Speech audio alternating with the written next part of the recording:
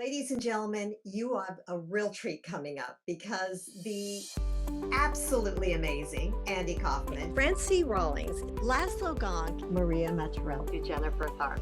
You have to be able to see the big picture. You have to have kind of a systems mindset. We often don't think of those people. Like, who are those people that are going to impact us? You have to do something different than the average person if you want to be a leader, right? Hello, ladies and gentlemen. I have the distinct honor of introducing to you someone who is not only one of the most influential figures in the project management community, and he's laughing because he's incredibly not a braggart, but also somebody that I've known for years and years and years, and not just like, but also respect. Now, understand this, Oliver Lehmann and I have both been trainers for ages, but he has actually been in a volunteer leadership capacity with Project Management Institute for a little bit longer than I have. We both started in the early 2000s. But most importantly, his latest endeavor is that he is the co-founder and president of the Project Business Foundation. And that is something I am going to ask him to speak to because one of his probably most passionate topics is the discussion of leadership. And Oliver, thank you so much for being on the air with us. I want to kind of dive right in. There is a phrase that I have heard you use that I think is evocative of so many different ideas, but knowing you, I know there's probably a very specific way that you go about it. And you said something about connective leadership. Tell me how that phrase, what does that mean to leadership ideas of yesterday and the leadership ideas of today and tomorrow? Yeah, the term was not my development. It comes from a lady from the US, from Pasadena. Her name is Jean Lippman Blumen, and she worked for President Jimmy Carter at that time. She was his advisor for women's affairs by the time. She also worked with Peter F. Drucker. So she comes from a very great area of people and thinking, and she developed a concept saying there are three types of leaders. The first leader is the leader where you're more or less along with the people around you. You're on kind of an island and you lead people on this island. And there is a second group where you have clear borders. She called it geopolitical leaders, where you can say, I'm a leader in my country. I don't touch, I don't do anything, lead anything in the other country, and the others don't lead in my country. So they're very clear borders. And then there is a third group, she says third era actually of leadership, which is connective leadership, where leaders accept that they have leadership responsibility going into other leaders' domains, and their domain may also overlap with their own domains. So we don't have these clear borderlines anymore. What you more try to develop is connecting between the leaders and do things together. Mutuality is important there. Yeah. And the connection between the people is very, very important here. It's more multilateralism than unilateralism or bilateralism. I think that's And probably not as well known and yet so very important. No. Yeah, there is a website, connectiveleadership.com, and I recommend to see that and have a look at her 9 achieving styles. They are at the heart of my first books. I describe how to apply these 9 achieving styles in project management. Her work comes from politics. Yeah, my work comes from project management, and so we met somewhere in the middle and found out, hey, to some degree, we look at the same things, just from different perspectives. Yeah, why is it so important for us? One reason is our topic here, project business management, means we have projects that are not done inside the borders of an organization. The idea that you find in most literature is a project is generally an internal activity. There is an organization, and they set up a task force inside the organization, a project team, and now they do this internally, and the result is, of course, the result of the organization. They do it to achieve something, build something, change something, yeah, so that they can use it by themselves. Now, what I observed is that there is a tendency, and the tendency is to have projects today more cross-corporate. So this company may have contractors and subcontractors, and there may be sub-subcontractors, and so on. Complex networks of suppliers, something which is practically not described anywhere else. And then there's the other side. On the side of the contractors, you also have project managers. They do the project not for themselves, not for the own organization. They do it for a paying contractor. So these projects are, from their point of view, from their perspective, something completely different to internal projects. And one of the key skills and key enablements people need to manage that is connective leadership, because you have at least 2 organizations involved, sometimes hundreds. You know? Sometimes multiple hundreds. So yep. One of the things I know about you is that you do not accept an idea right off the cuff. You are a thinker, and so you've given a lot of thought to how this works and how this connects to some of the more traditional theories of leadership. And I think what I found really interesting is one of the things that you have suggested is that what leadership is or is not. And you mentioned that in your opinion, and I think it's a very valid one, that it's actually an assignment. Could you talk to me a little bit more about that? Yeah. I think you're not a leader because you want to be a leader. It may well be that you want it and you are it, of course, then you are a lucky person. Yeah. But there are some people who want to be leaders and they are not. And there are other people who don't want to be that at all and will somehow pushed into this role. What we often overlook is there is one thing that makes you a leader, and that's followers. Without followers, you are no leader. Yeah, there is no leadership without followers, and it's the followers who make the leader. If you go a certain way and the others follow you, then you are leading. They assign the leadership role to you because they follow you. If they don't follow you, you can be as skilled and as integer and as brilliant and whatever you think you are. You can be all these lists that we have in LinkedIn and in other places. Yeah, what makes you a good leader and the attributes of leaders and so on. If you have them all, if people don't follow you, you are no leader at all. And I sometimes see leaders who don't have any of these attributes and people still follow them. Yeah. By the way, in the language of Jean-Lipp McGruman, they are called toxic leaders. I like this term very much. As a born German, yes, I know exactly what toxic leadership can do, yeah, and what damage it can make to people and to society and to everything, yeah. So, yeah. And how long that damage can last.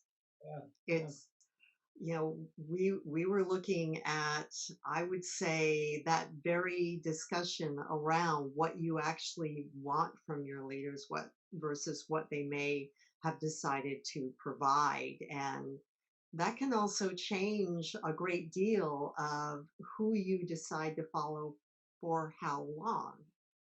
And I think that's kind of That's a an point. important point.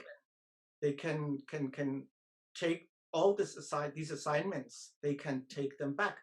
The followers at one point in time can make a decision to no more follow you because either they find someone else or they found out, they thought you know the way and it's a good idea to follow you. And now they find out that you don't know the way at all. Yeah. And it's not good to follow you because it leads us to a place where we don't want. So this could also be a reason. Yeah. Yeah, I think that for a number of folks, they're absolutely convinced in the opposite direction. But I remember there used to be a quote, a kind of a bad joke, if you will. What do you call a leader with no followers? A man on a walk by himself. Yeah, yeah, yeah.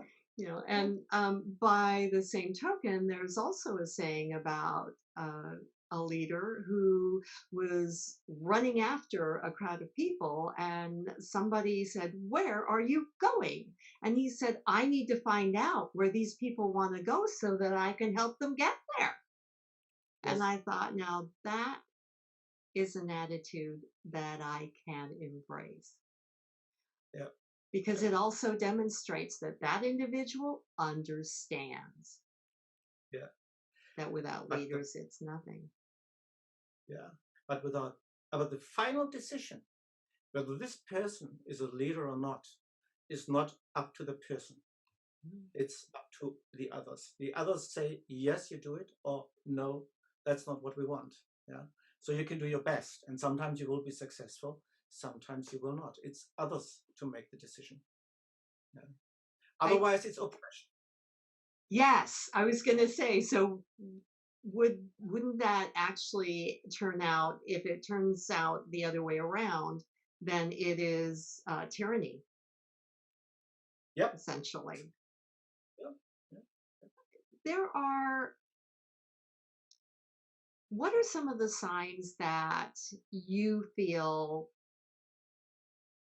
are that you're actually getting followers, that people are following you, not on Facebook necessarily, not on LinkedIn necessarily, but they are buying into the ideas that you feel strongly about? What are some of the signs that you see that those ideas and your representation of them have started to get traction? I think the strongest signal is when they start own initiatives in the direction you want to go with them. Again, it's up to them. It's not up to you. If you have to tell them, please do this, please do that, then they're not really following you. They do what you want, but they don't really follow you. If they say, I have a great idea and this is the same direction, and it leads us on this direction, then I think you see that they are really with you. And maybe the word followers is then no more the appropriate word, but it's the best word I know. Yeah. Well, let's face it, there are so many shades of any language, and a number of the synonyms for followers don't play well, as we like to say. You know, this is not a religious kind of, so we're certainly not looking for disciples per se, or pupils, but and the word convert, although I happen to think that in many ways, when someone embraces the philosophy of action that you have, you know, gifted them with more knowledge on, and they say, oh my God, this is wonderful, and they go forward, to a certain extent, you've converted them from an attitude and a perspective and now an action plan about the leadership culture in their organization to a new, more effective, and more, I would say, almost also more comprehensive, because many times our traditional perspectives haven't quite adjusted to the circumstances that we're living in today. And some of the context is completely off. So Um, in project business management, we like to talk of a mission here, that we say we have different companies working together, cross corporate, you know, different business interests, different cultures, maybe if it's international, different legal systems, and so on.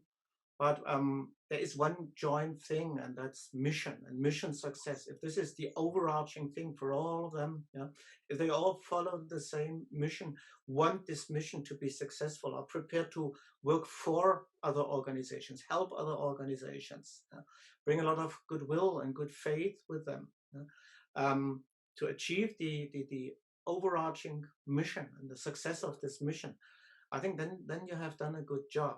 They still have to do their own things, nevertheless, and they have to make their own decisions. Yeah, but they follow this common mission, and I think that's also the thing with connective leadership, that you come together as leaders and say, yeah, we have our different interests and areas and cultures and so on, but there is one common mission.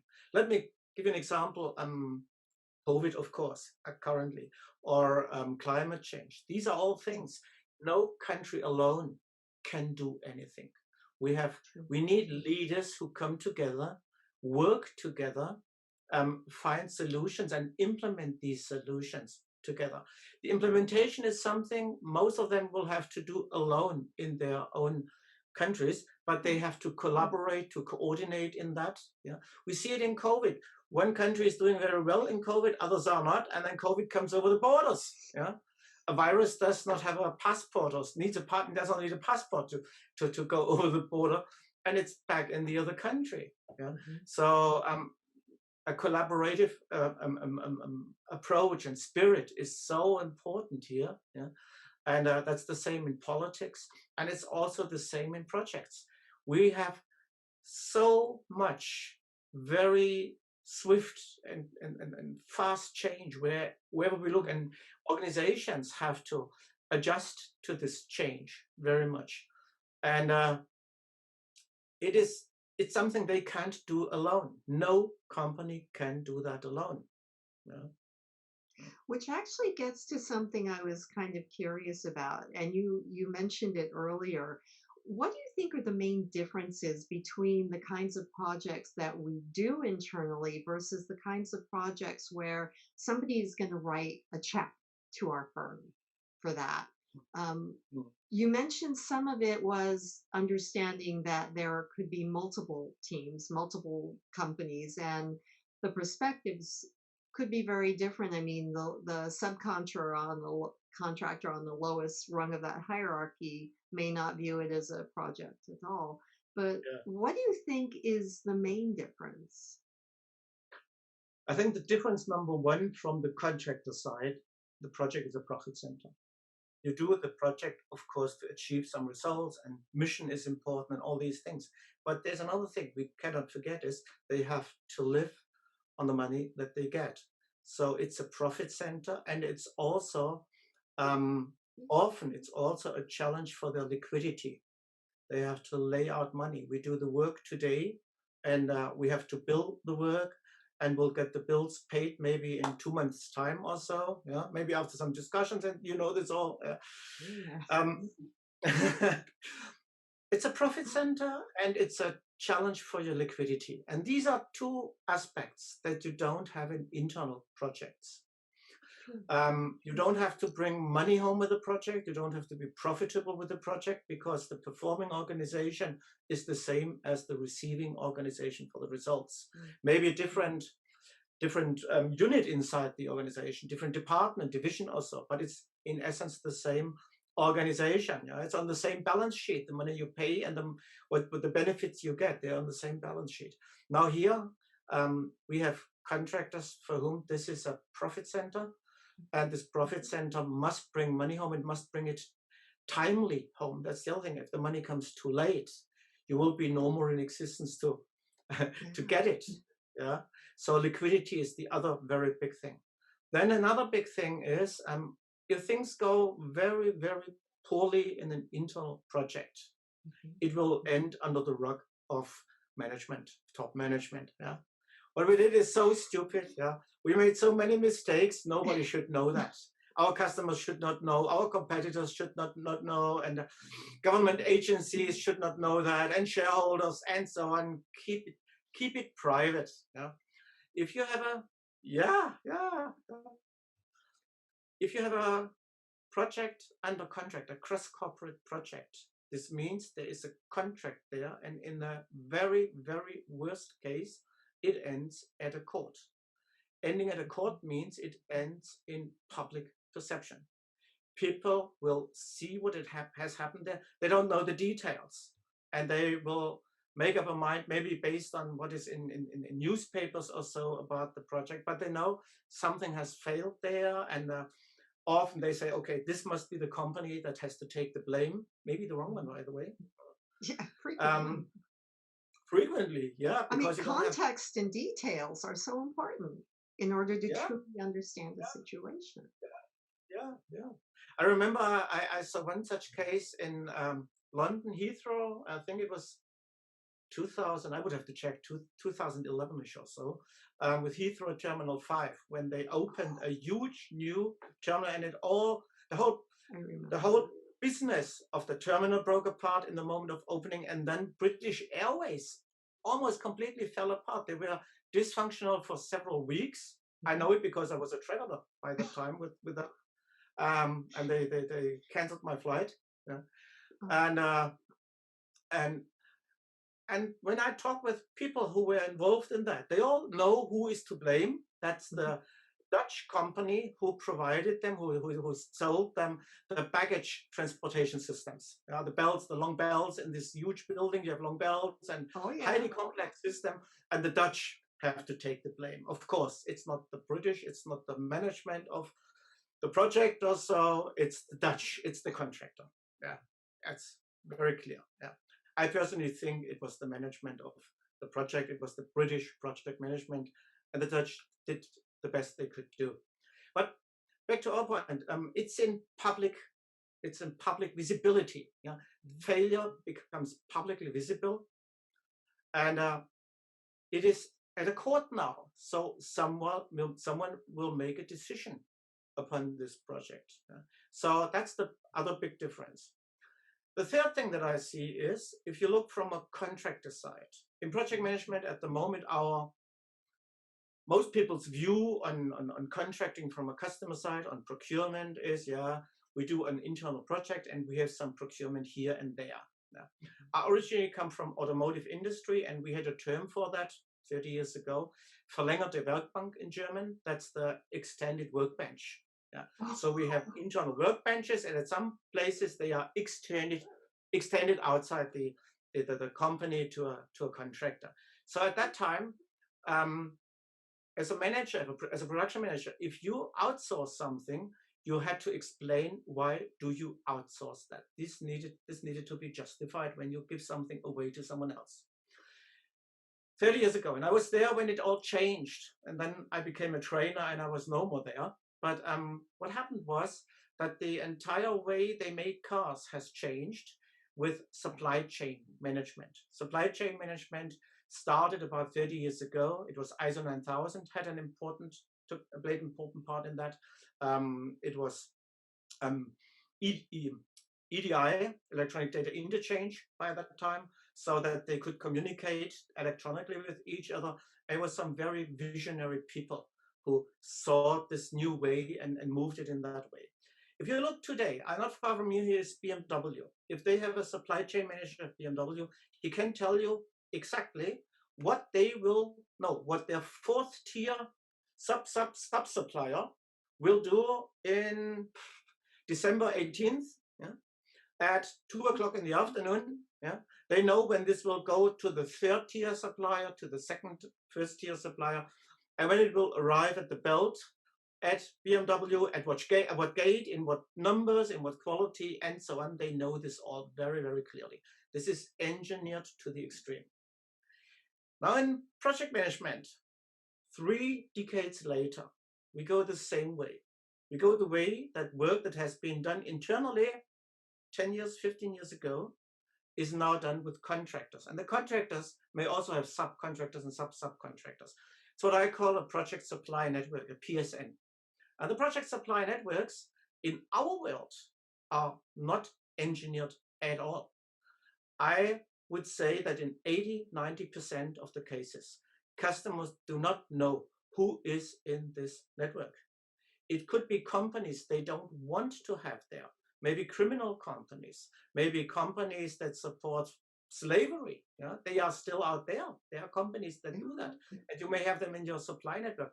It may be your direct competitor. I know one case where it was the most direct competitor of an organization who was a subcontractor, but this company was not the contractor, it was the contractor of the contractor. They didn't know it. Yeah. Oh. So So that's the other thing from a point of view of the customer. We have to develop the professionalism that production has with supply chain management.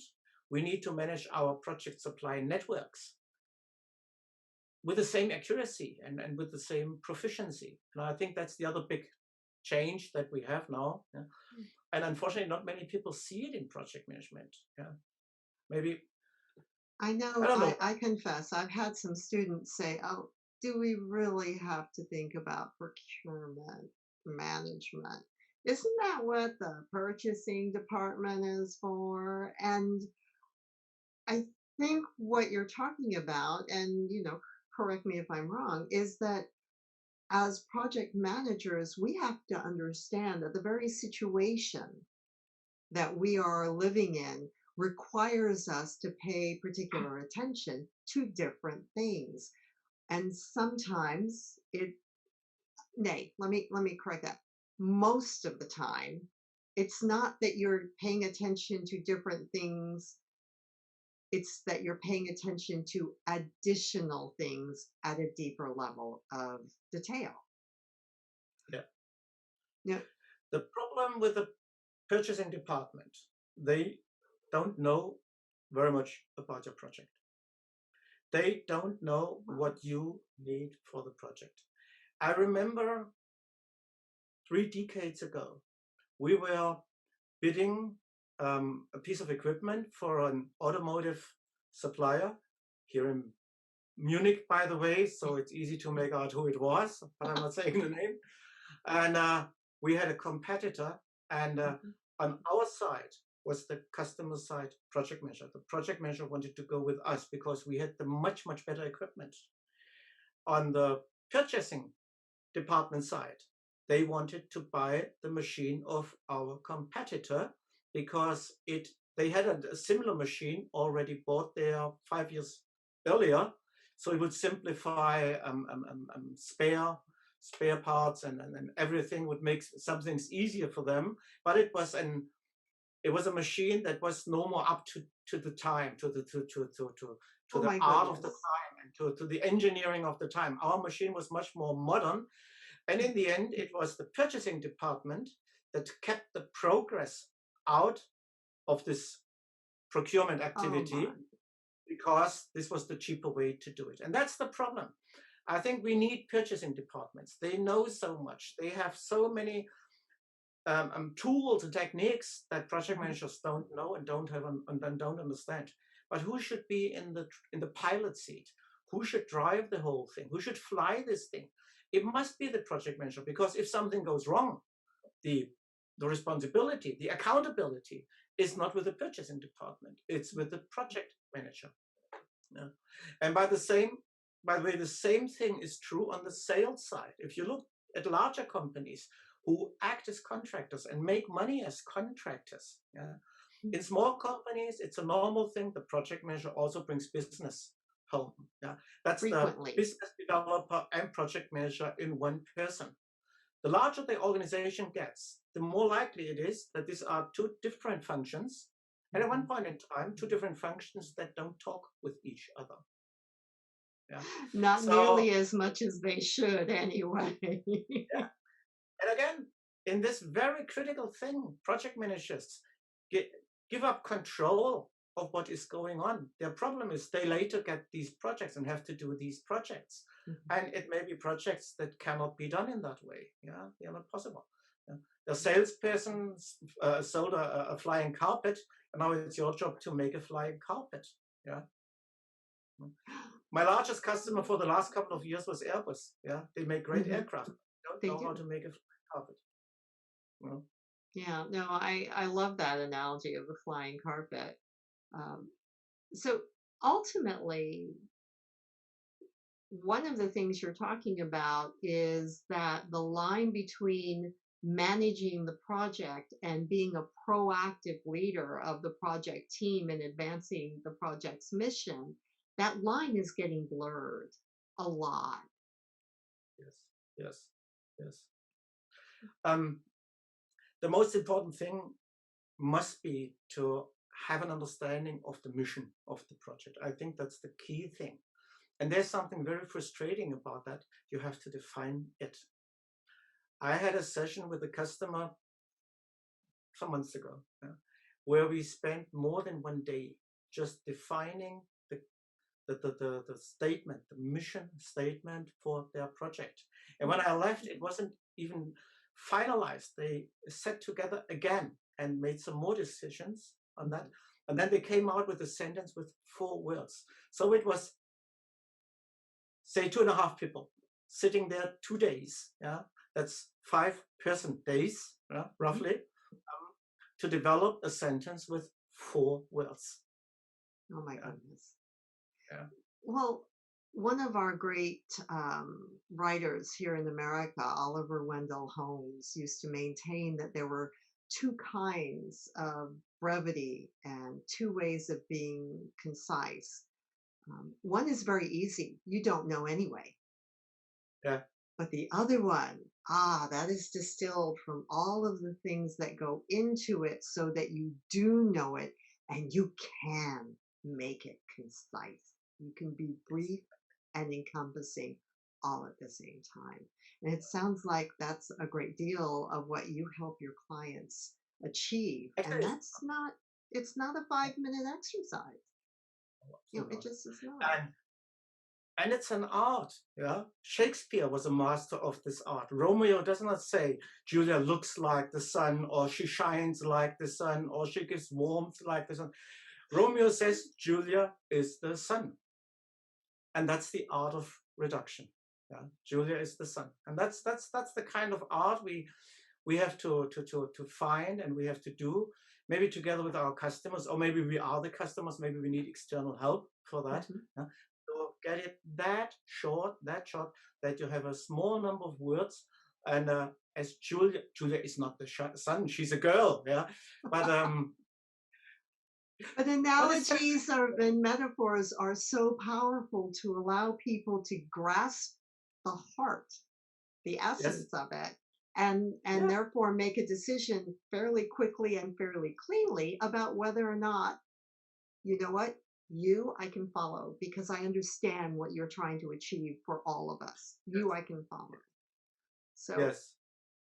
that when you look at that, I know that there are situations that sometimes call for a project manager to stretch. What do you think is the essence of being exceptional as a situational project manager in I think utilizing situational project management techniques rather than necessarily just the traditional approaches?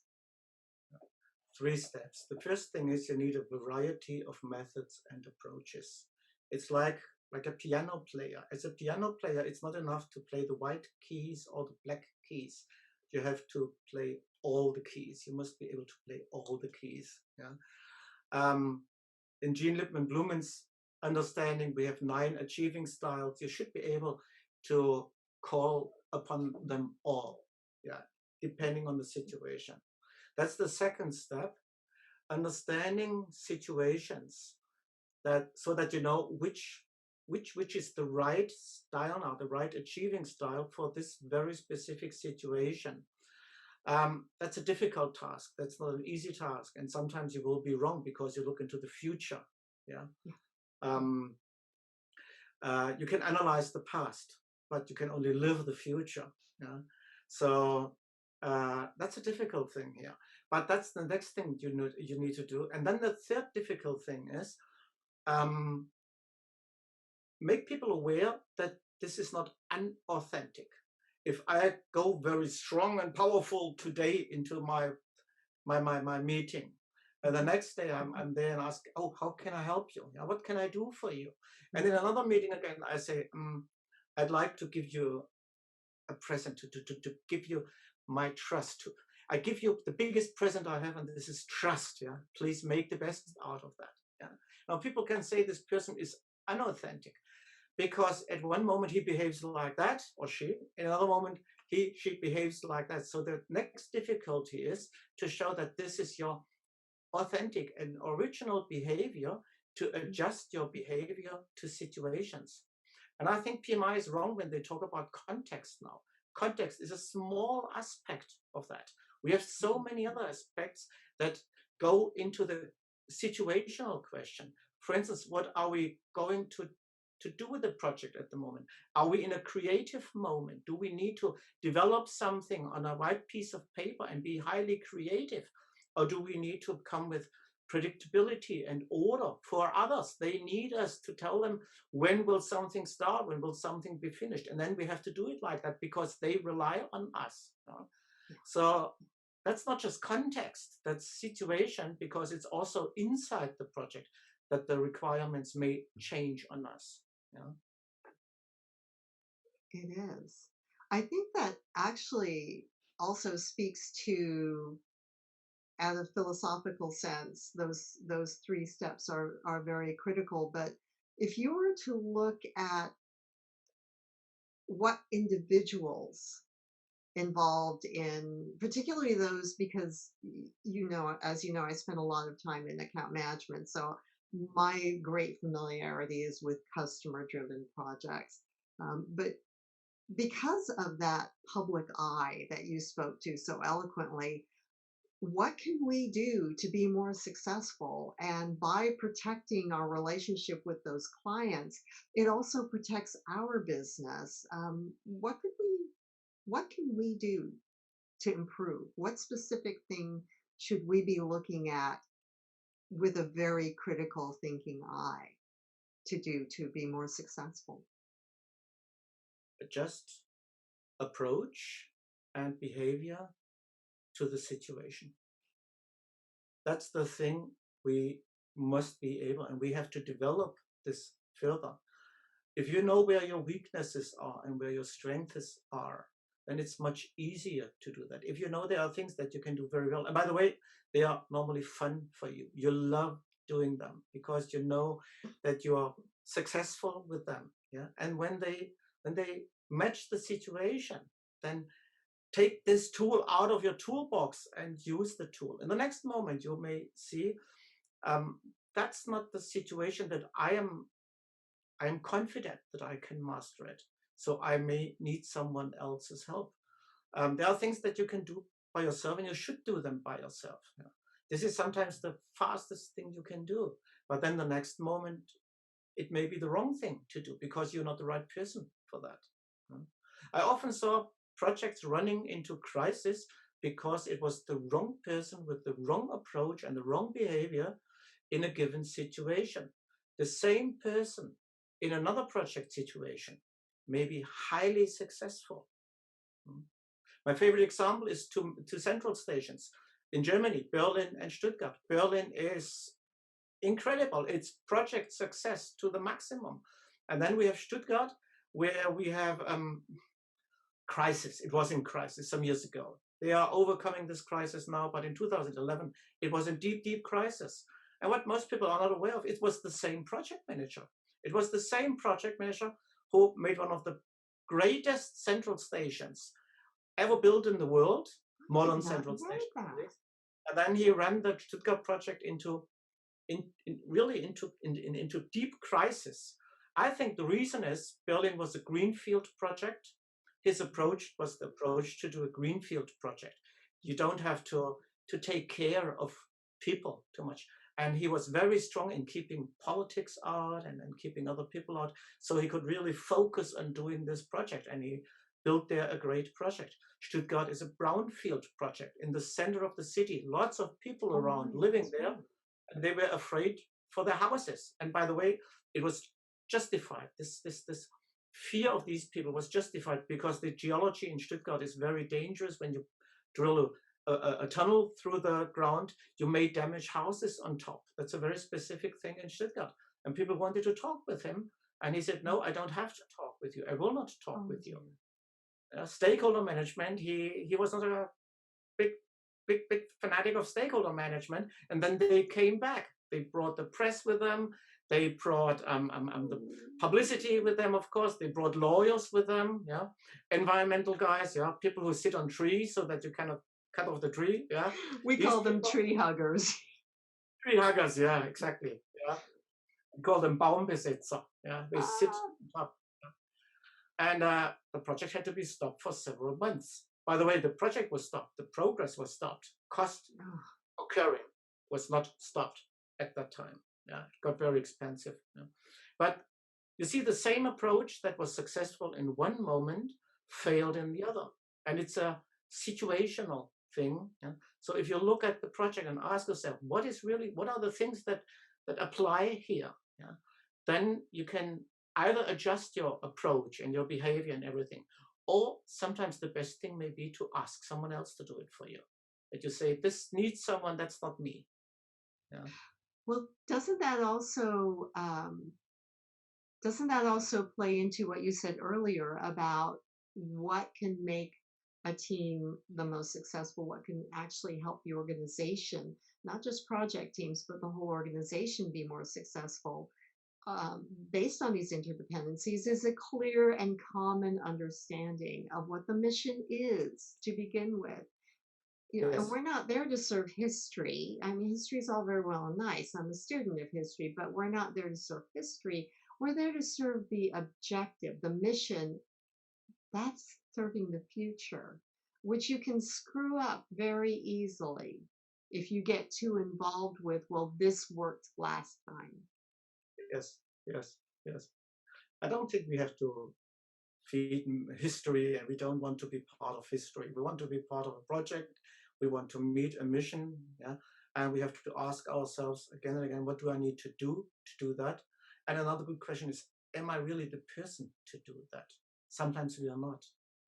So we need someone else's help, which leads us best back to project business, because that's why companies ask contractors to work for them, because they think they cannot do it alone, or maybe the other one can do it better. Maybe it's cheaper, faster, whatever it is. Yeah.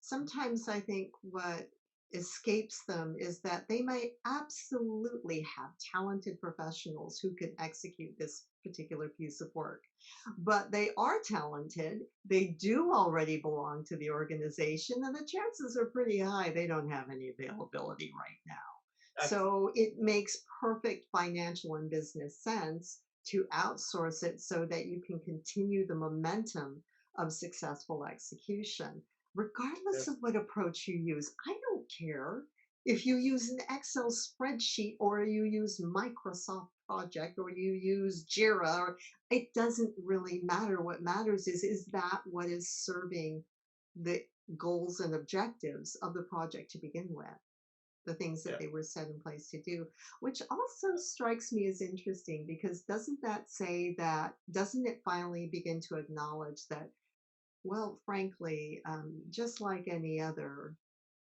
place in our world, sometimes our own ego gets a little bit in the way. Absolutely. Absolutely. The perception that some people have, I can do it all, I can do everything, or other people, they can do it all. A good project manager can run any project. Yeah. I think that's wrong. I think that's 100% wrong. I cannot do every project. I would never think that I could that, because, and I don't want to do it, by the way. There are projects I'm sure other people are better suited for that, and they have the abilities for that. So I try to be selective to get those pieces of work that I know I can do, and where I think it is fun doing that. That's the other thing. Failure is not fun. Yeah? Failure doesn't make yourself joyful. Yeah? So being selective here and saying, this is the thing that I can do and that I want to do. And when I make the decision I want to do it, then I really want to do it and want to be successful in it. I think that's very important. And even then there can be a situation where I say, give it in someone else's hands. Yeah? I'm not the right person from this point on, because it's situational. Yeah? It's not a static thing. It's a very situational thing. And during the course of the project, so many things are changing. And the question whether I can do it and want to do it is part of that. Yeah? It's part of this transformation and learning process at the same time. Yeah. It's one of It's the things also a that teaching process. It's a learning opportunity, I yeah, guess. it's one of those things that get easier when you collect years in your life. I always tell young people in my classes, youth is the only problem in project management that sorts itself out over time. Yeah, But actually, that's what is getting easier with the years. You had so many opportunities to identify where your limitations are. So if you look at that and look at what have I done wrong, yeah, and where I'm not able to do things better than as I do them right now, yeah, then this is a big part of my learning process about myself and about project management. Yeah. There are many people out there that I really admire for the things they do, because I know I would never be able to do that. Yeah. So Right. they have my admiration and my deep respect. Yeah. I think in other things, I hope in other things, I will have the respect of other people, because in other areas, yeah, that's my areas. That's where I can do that. Yeah, where I can do that. So everyone has his area. If you know your area and if you know where your place is and where it is not, that's the other one thing. Yeah? Yes. And I think it makes life much easier. Yeah.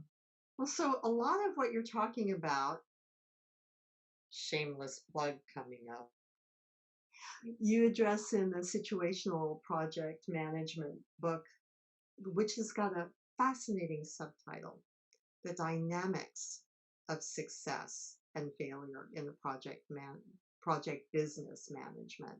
Because it really is a business. We have schedules, we have deliverables, we have budgets. What drew you to this topic? What was it that made you say, yes, I have something to contribute that can help my peers and my colleagues and my students? First of all, I was a bit frustrated 6-7 years ago. I was a bit frustrated.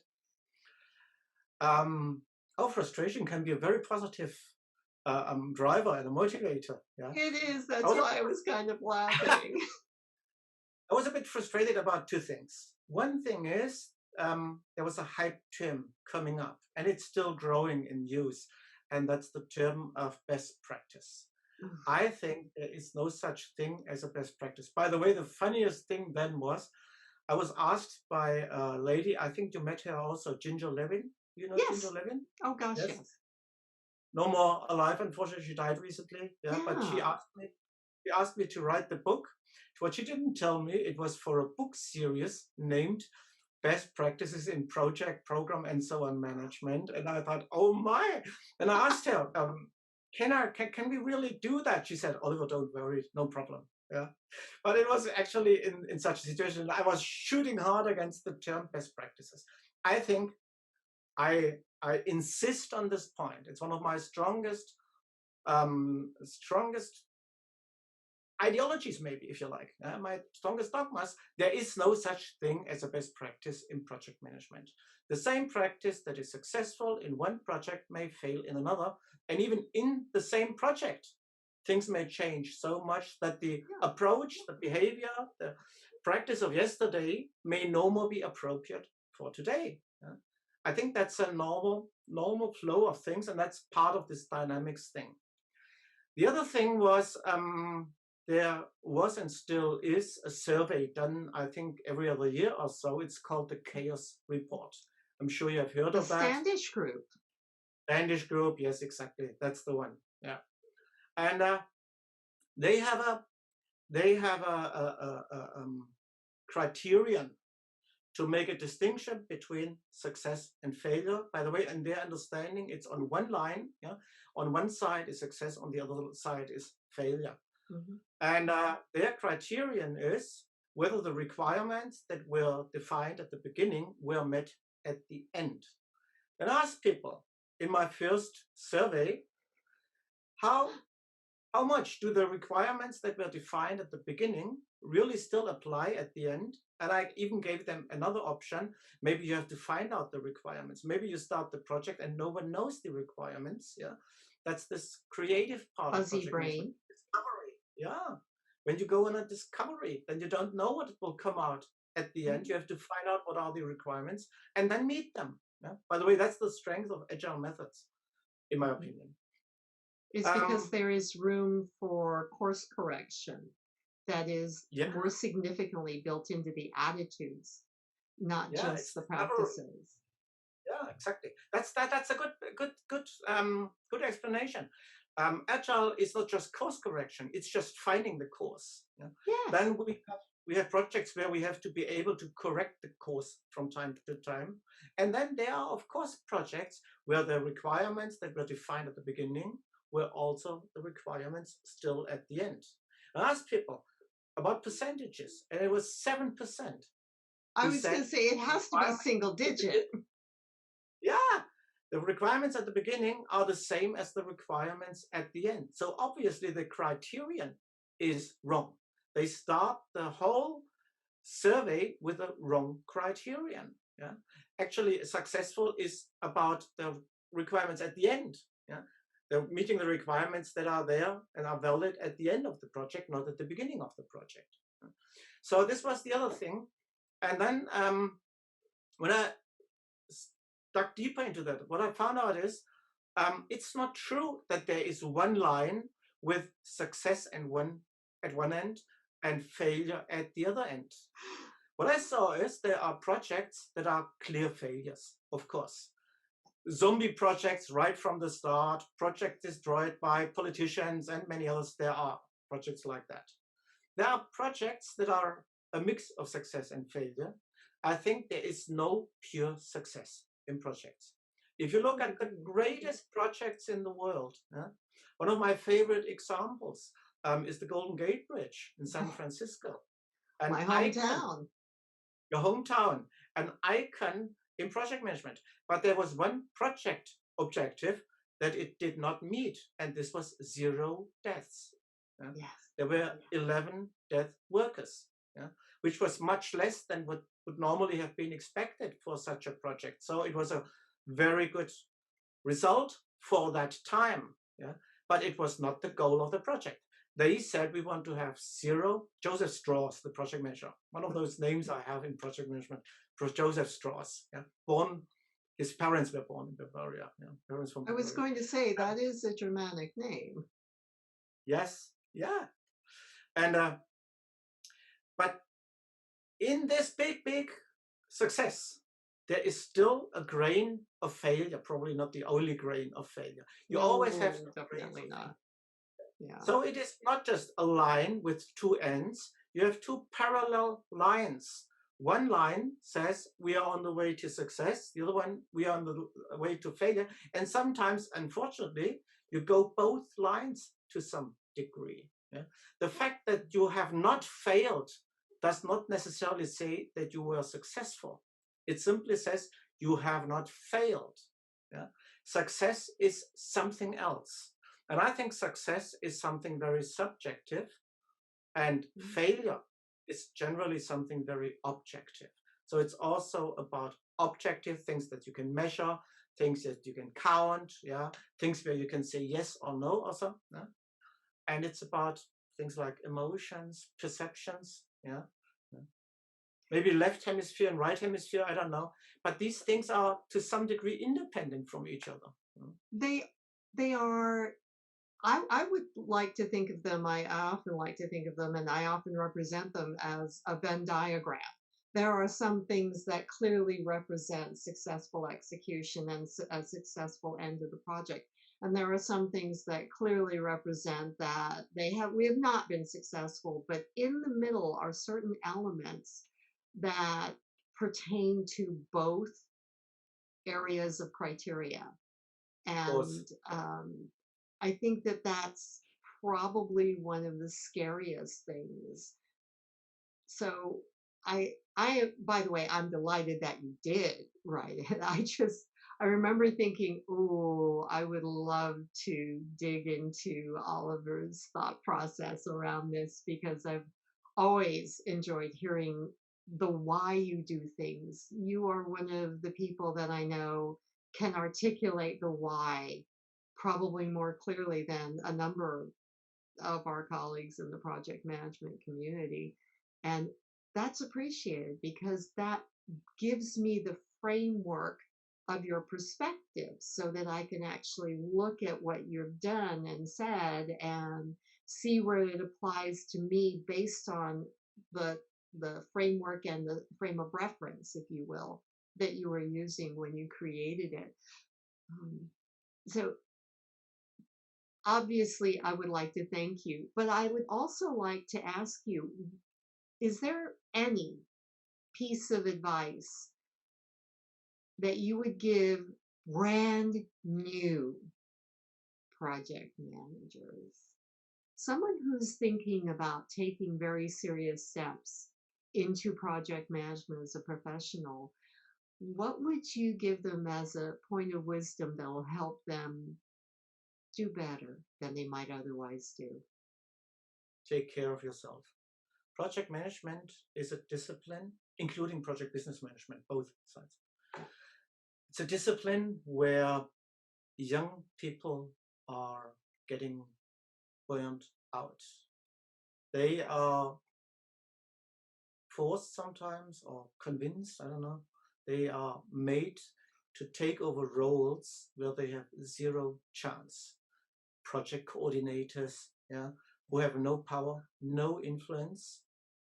And after some time, they are told, yeah, you didn't achieve very much here, and we made you the project coordinator. And it's still the same problem here. Nothing has come better. We don't need you anymore. And they destroy the two most important things that you have to build as a young person when you go into project management. One thing is your CV. They destroy your CV because it is a stain. It will remain a stain in your CV that you were in this project only for some weeks or months. Another thing they destroy is your self-esteem. Self-respect, self-esteem, the trust in yourself that you can achieve something. These are the two things that you need to develop very early, and this gets destroyed by people, particularly in big organizations, who have some other interests and follow a different agenda, not to help you, but they have some own interests there. So take care of yourself. If you get older, you learn what assignments not to take, yeah, what not to do, because you know you have no chance of winning. But when you're may not even be young as a person, but young in the profession, In this young particular field. particular field, yeah, you don't know what it means. You don't know what it means to fail. All you see is others seem successful, and at least not to fail, and they can do it. If they can do it, I can do it too, and I will learn on the job what I need to do. Yeah, but it's a very dangerous field. There are so many interests there and so many agendas there, and they may really damage you. So that's the thing that I would give them as. And again, it's something negative. First of all, it's not, hey, great leadership and wonderful results and deliverables and objectives and missions and so on. It's not this thing. It's first of all, take care of yourself. Yeah? It's the very basic thing that you need to build for yourself, a fundament, a foundation, before you can build the house on top. Yeah? Start with this foundation and take care of yourself. Yeah? In so many ways. I think we've gotten better. As you said, there are some problems that automatically go away with the accumulation of additional years. I think many of us have gotten better and we no longer pull the midnight oil. But when you're young into the profession, you may think that, well, that's just part of what I need to do. That's part of what I need to do to prove myself. So part of it is taking care of yourself within the mechanics of the dynamics in the organization, the politics of the organization. Oliver, you have been an absolute joy, and this has been a privilege. Besides, I missed you. I was away for a while, so due to family concerns, and I realized I missed my friends. And then all of a sudden, what happens? We can't fly. Yeah. So thank heavens for video conferencing, and thank you so much for contributing, because your ideas and your passion for what can help people and organizations is something that I always think will have a wonderfully large audience. Yeah, thank you. And thank you for inviting me. And it's a big pleasure to be here with you. It's a big honor to be here with you at the same time. And I wish you a lot of success with your, how many videos are you making now? I have about 15 hours of videos. 15 hours of video. 15 Oh, hours. And what makes that, I think, particularly I'm proud of is that that's not 15 different topics. It is actually made up of a number of 3 and 4 minute videos because, as you okay. know, one of the new dynamics is our time crunches have gotten Yeah. shorter and shorter and shorter. So I'm really excited about it. Yeah, but the process is that make a video out of that. So it's a huge amount. It's a project. It's a project. it is every single one of them. Every single I one wish, of them. I wish you 2 things for your project. The first of all, that you do not fail, and the second, that you will be successful. Thank you. It's been Great. wonderful catching up.